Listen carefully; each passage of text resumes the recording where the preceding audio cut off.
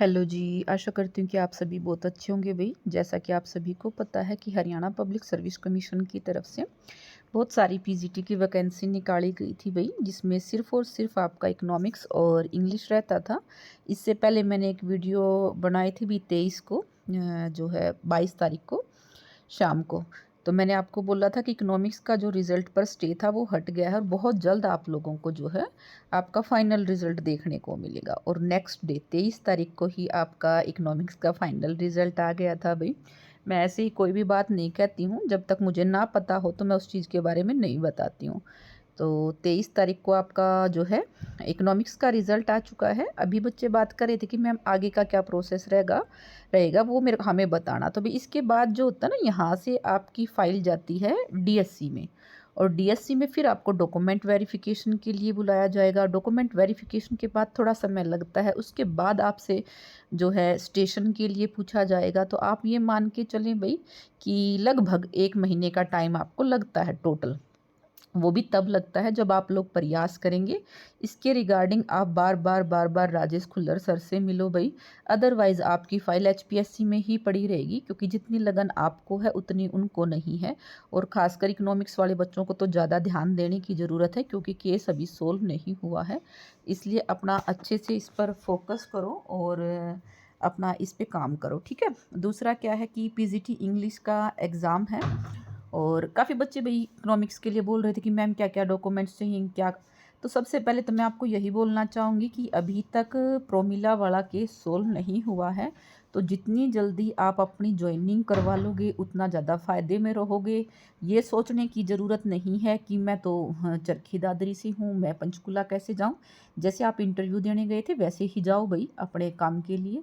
दूसरों के भरोसे मत बैठो, ठीक है? बड़ी मुश्किल से आप लोगों का रिज़ल्ट आया है और रिज़ल्ट के पीछे भी बच्चों का हाथ है भई। बहुत बच्चे ऐसे जिन्होंने बहुत ज़्यादा मेहनत की है, तो आप अभी भी अपनी डीवी करवाने के लिए लगातार मैं कहती हूँ राजेश खुल्लर सर से मंडे से आप अपना स्टार्ट हो जाएँ।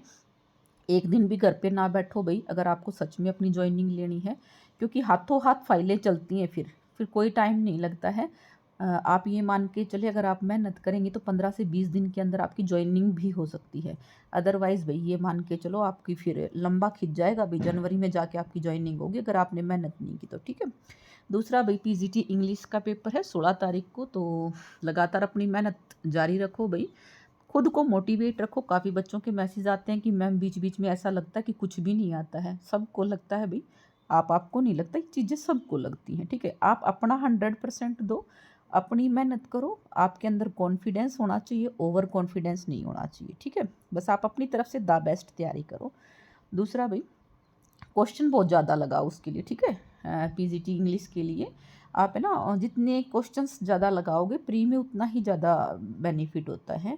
उसके साथ भई बहुत सारे असिस्टेंट प्रोफ़ेसर के एग्ज़ाम हुए हैं, जैसे ज्योग्राफ़ी का है, इंग्लिश का है, हिंदी का है, इकोनॉमिक्स का है, तो उनके अभी रिज़ल्ट नहीं आए हैं। तो अक्टूबर के लास्ट और नवंबर के फर्स्ट में लगभग सभी का रिज़ल्ट आ जाएगा। तो थोड़ा-सा पेशेंस रखें भई, क्योंकि है ना देखो 2 ढाई महीने का टाइम लगता ही लगता है। क्यों लगता है?